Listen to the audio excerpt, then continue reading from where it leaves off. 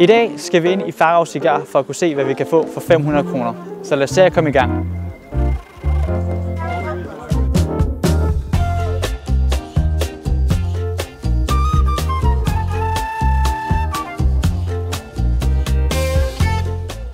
Nu er der rigtig mange ting at vælge mellem, når det kommer til at købe noget i Farag Cigar. Og der er nemlig alt fra mangaer, figurer, comics og brætspil. Og i dag så starter vi turen ud i brætspilsafdelingen for at kunne se, hvad vi kan få for 500 kroner. Jeg har allerede fundet mig noget til 49 kroner i brætspilsbutikken. Det er et par terninger. De er sådan mørkegrønne i det. Lad mig sige det sådan, jeg har lidt efter de her terninger i fucking lang tid. En af mine venner har dem allerede i forvejen. Men lad mig sige det sådan, nu har jeg endelig fundet dem, og jeg har brugt sådan 6 måneder på at finde dem her, ikke? Så de er endelig på lager, så den nupper jeg. Og så nu har vi lige 450 kroner at lege med dem. Interessant.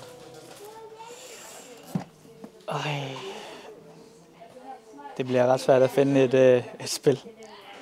Især når der er så meget at vælge mellem. Men ja, nu må vi se. Jeg finder nok noget, som der har min interesse. Men indtil videre, så er vi stadig på udkig.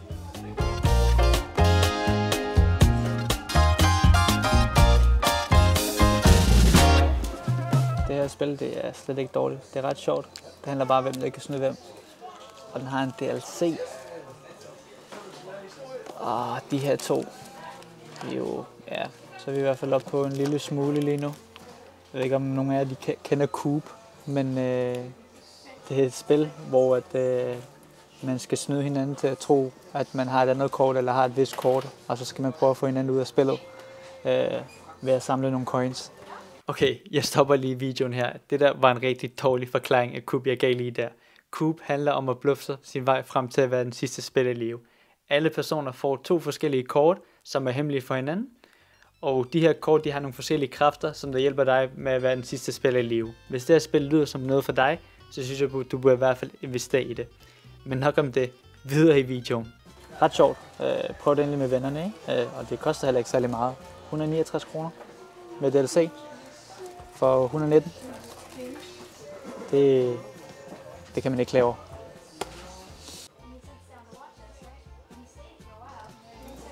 Jeg kunne virkelig godt tænke mig et deck building game. Det her, det ligner det. I don't know.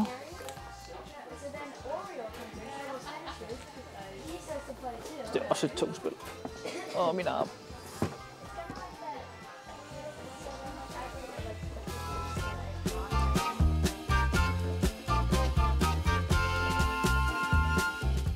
Nå, vi er ved at være ved slutningen af videoen, men I skal selvfølgelig ikke snydes for, hvad jeg har købt for brætspilsafdelingen. Og hvis vi starter ud med, så fik jeg købt nemlig selve spillet Coop. Jeg tror ikke, jeg har købt et spil, som jeg har nydt mere end nogensinde før. Jeg kan bare blive ved med at spille det om og om igen, ligesom for eksempel Exploding Kittens, hvis I ikke har prøvet det. Det er også et spil, som der er klart en investering værd at prøve.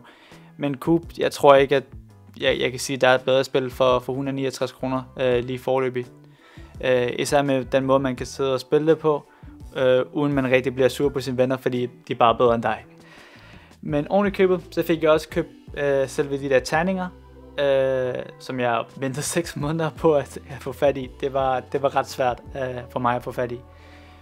Hvis du godt kunne tænke dig i hvert fald også at købe nogle terninger generelt som mine, som jeg købte i den her video, så vil jeg i hvert fald klart anbefale at tage ned i Farag Cigar. De har nemlig en kasse derinde, hvor der ligger rigtig mange terninger for billige penge, ikke? Jeg gav 49, var det 50 kroner for de her terninger, der egentlig købte den.